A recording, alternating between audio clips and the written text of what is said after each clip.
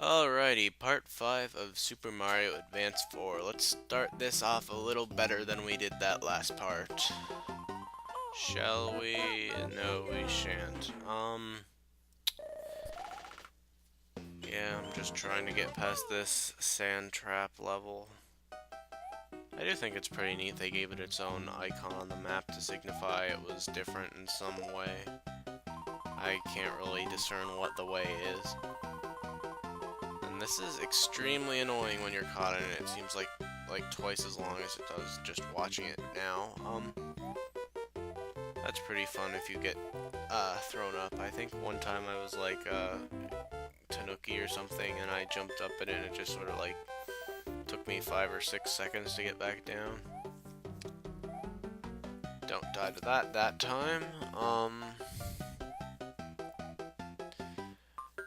And now you're at the point where he just goes underground, so you're in the clear, and if you can run and hit this, you're pretty much set, and you can turn him into a coin and get 1,000 points from him, because for some reason, coins are worth 1,000 points now. I think I'm going to the mushroom house. Let's see what's in here, shall we? Another fire flower. I don't really know if there's randomness. It seems like it's just based on the level. It's either a certain power-up or a mushroom. I don't ever see very much variety.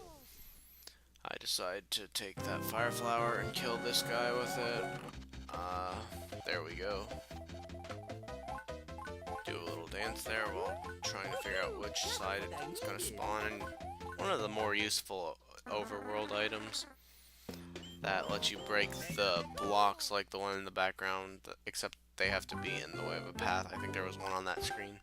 For a long time, I thought those cactuses hurt you, and it made the desert levels much harder than they should have been. Like, I totally expected to die there the first time I was playing. Or not the first time I was playing, but the first time I was playing this recently to get prepared for this Let's Play, when really what I should have been doing is buying a new computer. Yeah, the fire flower sort of rapes everything here. Piranha Plant pisses me off. I guess it is like a nice change of pace from Mario 1 where they're bloody useless. All they do is go up and down in a pipe that doesn't move and sort of inhibit you if you're really bad at video games. The fireballs made them a lot more threatening. So this game is really more challenging than Super Mario 1. It's probably going to take less time because it wasn't programmed in the days of before thinking or something like that.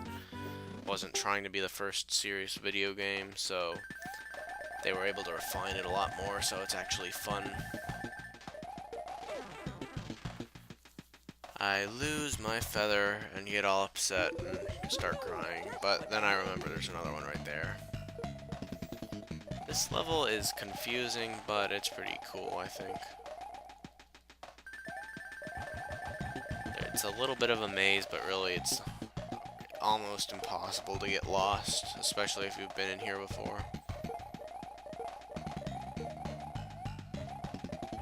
I was initially intending to just do that as long as I possibly could, but I kicked it away way too soon for it to be hilarious, so now I just did this the rest of the level to make myself feel better about it. It is pretty great if you think about it. I'm just making so much noise. And that's actually, I think, the only efficient way to attack the ones that are on the ceiling and spin down at you, because the fire flower, they're immune to the fire flower. I guess they can get killed by hammers, but whoever has a hammer suit, I guess you can stomp them with the Tanuki, but that doesn't really count. But yeah, they're pretty freaking annoying enemies otherwise. You can stomp them if you have good timing, but it's dumb and annoying, and most of the time I'm not expecting it.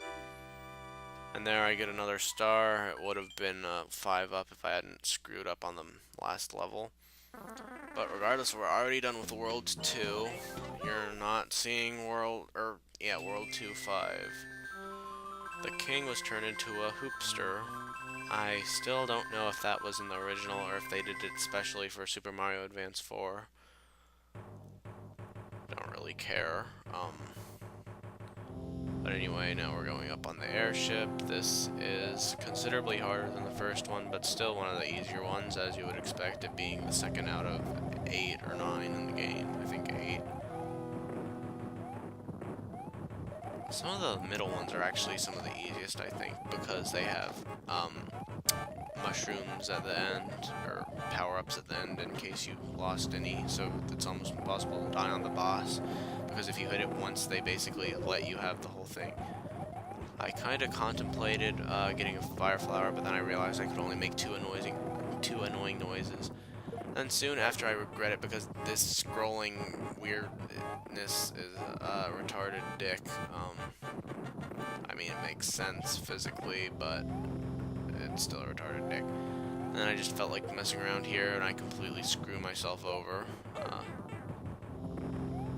And I assume if you've watched many of my videos, you can already wager by now where this is going.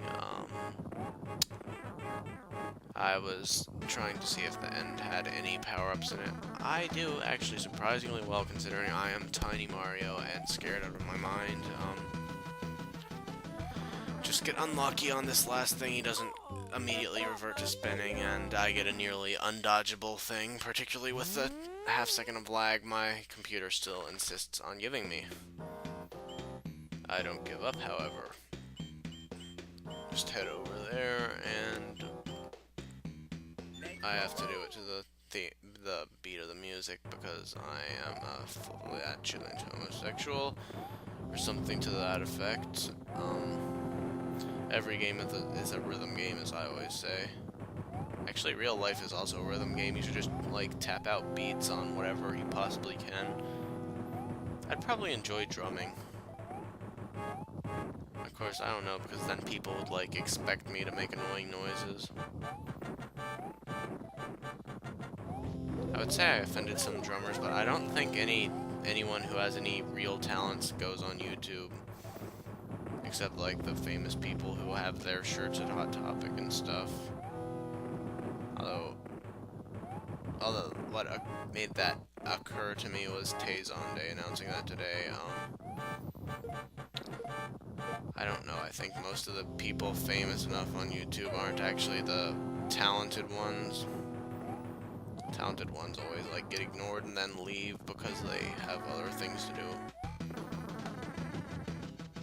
I'm never gonna leave, though. Maybe when I'm old and gross, but that'll never happen. And I rape Roy, or Morton. I always get them mixed up, but I think I have the right names for their genre, because they only made, like, they only made 4 different Koopalings, and, just made a bunch of them matching pairs. Ludwig is the only completely original one. And once again, it just freaks out on the effects of falling from the sky. I don't know why. And look, the king looks like a middle-aged Mario for some reason, or not really middle-aged, you know, late-aged.